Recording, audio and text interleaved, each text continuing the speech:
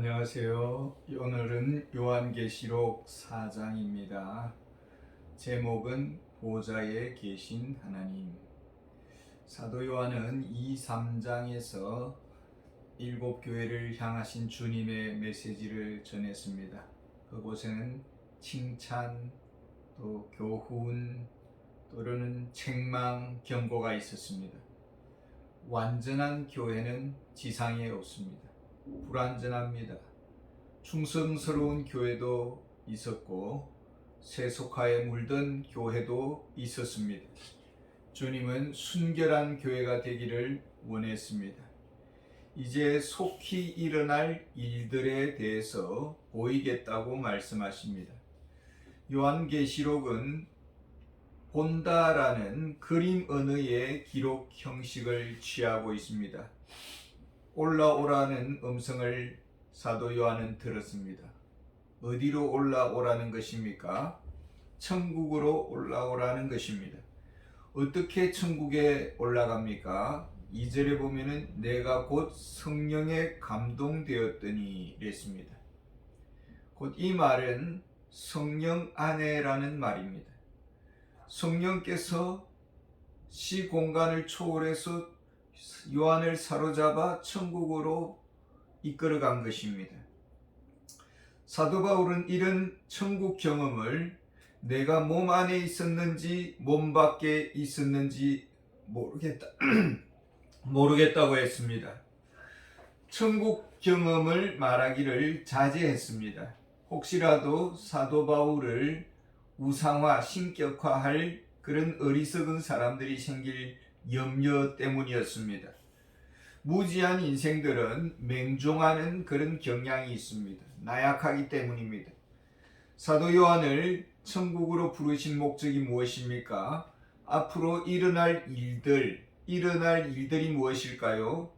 요한계시록 6장부터 19장까지는 앞으로 속히 일어날 심판에 대한 내용을 말을 하고 있습니다.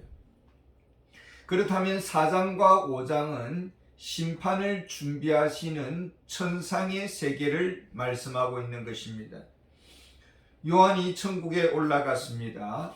가장 먼저 본 것이 무엇입니까? 2절과 3절에 보면은 보라 하늘에 보좌를 베풀었고 그 보좌 위에 앉으신 이가 있는데 앉으신 이의 모양이 벽옥과 홍보석 같고 또 무지개가 있어 보좌에 둘렀는데 그 모양이 녹보석 같더라. 보좌에 앉으신 분, 그분은 누구입니까? 만왕의 왕이시요 만주의 주가 되신 예수 그리스도십니다. 하늘 보좌는 세상 역사의 배후의 주관자를 말해주고 있습니다. 이 세상에 수많은 권세자들이 있습니다. 그럼에도 불구하고 만왕의 왕이 모든 역사를 주관하고 있습니다. 그래서 이 역사는 우연에 의해서 진행되지 않습니다. 필연만 있을 뿐입니다. 보좌에 계신 하나님의 그 영광을 어떻게 표현하고 있습니까? 두 가지로 표현합니다. 하나는 벽옥과 홍보석 같고, 벽옥과 홍보석은 붉은색 붉은색 그 보석을 말을 합니다. 아마 찜질방에서 많이 보았을 것입니다. 이것은 심판주 하나님의 그 영광의 이미지를 말해주고 있습니다. 동시에 무지개가 있어 보좌에 둘러 있어 그 모양이 녹보석 같다고 했습니다. 녹보석은 푸른 산을 연상할 수가 있습니다. 푸른 산은 녹색입니다. 아주 맑은 푸른색의 녹색의 이 다이아몬드를 우리가 생각하면 되겠습니다. 근데 그 모습이 무지개와 같은 녹보석이다라고 했습니다. 노아 홍수 이후에 하나님은 무지개로 약속을 하십니다. 다시는 물로 심판하지 않겠다. 그러니까 무지개는 구원과 보호의 언약을 상징하고 있습니다. 불신자에게는 심판, 신자들에게는 영원한 푸른 내생의 삶을 약속하고 있는 것을 영광스럽게 붉고 푸른 보석으로 지금 보여주고 있는 것입니다. 하늘 보좌를 중심으로 해서 앞과 또 주위에 둘러싸여 있는 존재들이 있습니다. 4절에 보면은 24장로에 대해서 말을 하고 있습니다. 금관을 쓰고 흰옷을 입은 24장로들이 보좌 주위에 있습니다. 이들은 누구일까요? 요한계시록 22장 5절에 보면은 그들이 세세토록 왕노릇 하리로다 이렇게 말을 합니다. 세세토록 왕노릇 하는 자는 누구입니까? 요한계시록 2장 26절에 보면은 이기는 자와 끝까지 내 일을 지키는 그에게는 만국을 다스리는 권세를 주리니 했습니다. 만국을 다스리는 권세를 받은 자들이 누구입니까? 이긴 자들입니다. 요한계시록 3장 21절에 보면은 이기는 그에게는 내가 내 보좌에 함께 앉게 하여 주기를 이렇게 말씀하고 있습니다. 내가 내 보좌에 함께 앉게 하여 준다. 주님과 함께 만국을 다스리는 그런 권세를 주시겠다. 누구에게요? 이기는 자에게. 그렇다면 누가 이기는 것입니까? 요한일서 5장 5절에 보면 예수께서 하나님의 아들이심을 믿는 자가 아니면 세상을 이기는 자가 누구냐? 예수님을 믿는 자가 이기는 자이다. 우리가 믿을 때 어떻게 믿는 것입니까? 요한계시록 2장 13절에 보면은 너희 가운데 곧 사탄이 사는 곳에서 죽임을 당할 때에도 나를 믿는 믿음을 저버리지 아니하였도다. 죽임을 당하는 시험, 순교의 그 순간에도 예수님을 배반하지 않는 그런 충성스러운 믿음을 말합니다. 그들이 이긴 자입니다. 주님의 보좌 주변에 앞에 또 다른 한 존재가 있습니다. 5절에 보면은 하나님의 일곱 영, 하나님의 일곱 영이라는 것은 성령을 말을 하죠. 성령의 충만함을 가리킵니다. 근데 그분이 보좌 앞에 켠 일곱 등불이 있으니 이는 하나님의 일곱 영이라. 성령께서 등불 일곱을 켰다라고 이렇게 말을 하고 보여주고 있습니다. 그러니까 성령님께서도 불로 세상을 심판하는데 참여하신다라는 것입니다. 또 다른 존재가 보좌 주위에 있습니다. 6절에 보면은 내 생률이 있는데 앞뒤에 눈들이 가득하다. 내 생물의 존재에 대해서 지금 말을 하고 있습니다. 근데 이 내 생물은 확실히 무엇이다라고 말을 하고 있지 않습니다. 다만 네 가지 이미지를 지금 설명을 해주고 있습니다.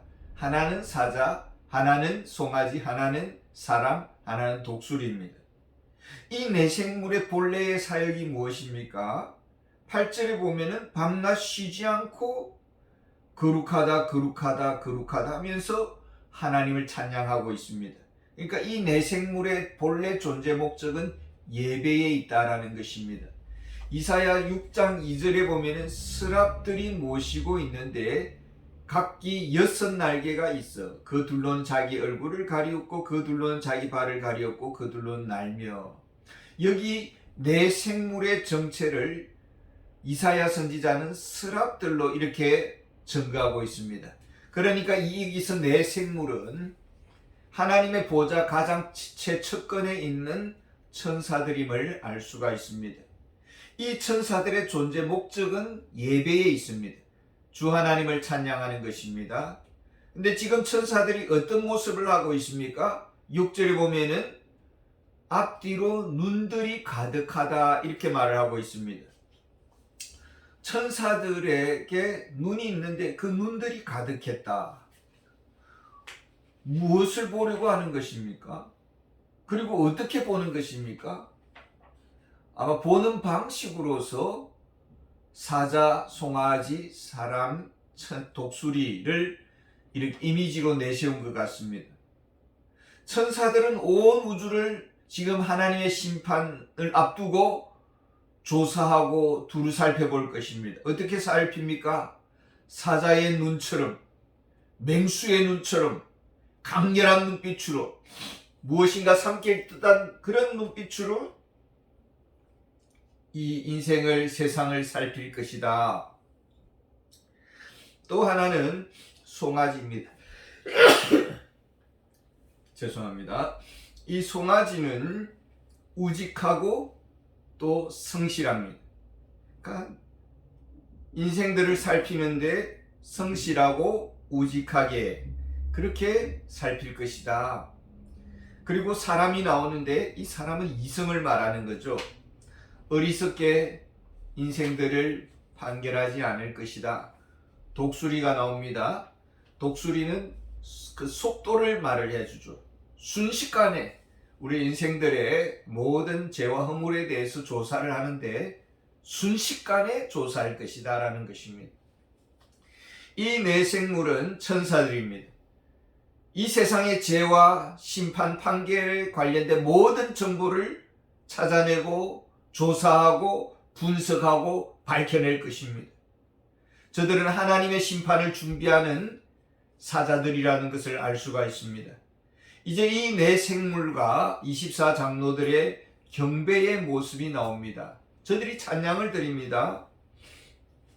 8절에 보면 이 네 생물이 거룩하다 거룩하다 거룩하다 하면서 하나님의 성품을 노래하고 있습니다. 하나님의 그 거룩하심, 이사야 선지자가 하나님의 거룩하심을 얼굴을 배웠을 때에 망했다라고 탄식했습니다. 거룩하신 하나님의 얼굴 앞에 섰을 때에 자신의 더러운 어느 습관이 나타난 것이고 용서받을 수 없는 심판 아래의 죄인됨을 본 것입니다. 자신의 살아온 삶의 여정이 필름처럼 스쳐 지나간 것입니다. 이 네 생물은 하나님의 거룩한 성품을 찬양하고 있습니다. 왜 인류를 심판하시려는 것입니까? 하나님은 거룩하시기 때문입니다. 하나님은 죄를 싫어하기 때문입니다. 죄가 있는 이상 하나님의 뜻대로 되어지는 것은 없을 것이고 하나님을 대적하고 하나님의 계획을 방해할 것입니다. 인류는 아담의 범죄 이후 원죄에 빠져 있습니다. 근본적으로 죄인이고 사단의 자녀들입니다. 그렇다면 우리는 어떻게 천국에 들어갈 수가 있습니까? 요한계시록 22장 14절을 보면 자기 두루마리를 빠는 자는 복이 있나니 이는 그들이 생명나무에 나아가며 문들을 통하여 성에 들어갈 권세를 받으려 함이로다. 누가 영생의 열매를 먹습니까? 누가 천국의 성문 앞에 나아갈 수가 있습니까? 두루마리의 옷을 빠는 자, 회개하는 자를 말을 합니다. 성경은 요한계시록 4장 4절 24장로들을 가리켜서 흰옷을 입었다고 했습니다. 흰옷이란 그리스도인의 옷입니다. 그리스도의 의의 옷을 말합니다. 그리스도를 믿는 자는 흰옷을 입은 것입니다. 믿는 자는 그리스도의 의의 옷을 입고 하나님 앞에 나아갑니다. 하나님의 거룩하심 앞에 그리스도를 믿지 않는 자는 심판을 받을 것입니다. 이것이 심판의 이유다라는 것입니다. 하나님의 거룩하신 성품이 더러운 옷을 입은 죄인을 용납할 수가 없는 것입니다. 그 다음에 24장로들은 찬양을 하는데 그 찬양의 핵심 내용이 뭐냐면 주께서 만물을 지으셨습니다. 이렇게 찬양을 하고 있습니다. 만물의 창조주이신 하나님을 찬양하고 있습니다. 이 세상의 모든 피조물은 하나님의 뜻과 계획대로 지어졌습니다. 하나님의 뜻을 벗어난 존재는 없습니다. 우리의 존재 의미를 찾으려면 하나님께 나와야 되는 것입니다. 그런데 창조주 하나님의 뜻을 거역하고 내 마음대로 살았습니다. 창조주 하나님을 부정했습니다. 내 인생은 나의 것이라고 노래했습니다. 자신들이 인생의 주인이라고 했습니다. 우리가 구원받은 자의 기본적인 성품이 무엇일까요? 24장로들의 태도에서 우리는 볼 수가 있습니다. 그들이 하나님의 보좌 앞에 엎드려서 자신들의 그 금관을 보좌 앞에 드렸다고 했습니다. 하나님의 영광, 하나님의 은혜, 하나님의 사랑 앞에 자신들의 보잘것없는 모습들을 본 것입니다. 자신의 명예, 자신의 어떤 상들은 아무것도 아니다라는 것입니다. 누가복음 17장 10절에 보면은 종이 주인에게 고백합니다. 우리는 무익한 종입니다. 우리가 하여야 할 일을 한 것뿐입니다. 상을 받을 이유가 없습니다. 마땅히 할 일을 했습니다. 창조주의 뜻에 따라 순종했을 뿐입니다. 주인을 위해 살았습니다. 그러는 동안 이 욕심 많은 세상에서 손해도 많이 보았습니다. 핍박도 받았습니다. 인정받지 못했습니다. 사람들은 알아주지 않았습니다. 우리가 이런 좁은 길을 걸어가는 것은 쉽지가 않습니다. 주님은 사랑의 길을 걸어가라고 하는데 이 세상은 또 우리 속에는 끊임없이 사단의 음성이 나옵니다. 죽이라, 싸우라고 말을 합니다. 믿음의 길은 그래서 좁은 길입니다. 넓은 길이 아닙니다. 우리 속에 있는 이기심, 싸우려는 정욕, 분노, 원한, 인정 욕구를 내려놓지 않는다면은, 이 자기 중심성에서 벗어나지 않는다면은 어떻게 우리가 그리스도인이라 할 수 있겠는가라는 것입니다. 내 중심적인 자가 교회 안에서 그리스도인이라고 말을 합니다. 이런 사람들은 대놓고 기독교를 박해하는 사람들보다 더 무서운 적인 것이죠. 겉으로는 주여 주여 하나님의 영광을 위한다고 하면서 항상 내가 이겨야 되고, 내가 높아져야 되고, 내가 정치해야 되고. 우리가 겸손하지 않는다면 세상과 다른 것이 무엇이겠습니까? 오직 하나님의 영광을 위해서 살고 주를 위해 당하는 모든 슬픔들을 인내로 참아내는 그가 참된 그리스도인이요 그에게 참된 소망이 있을 것입니다. 감사합니다.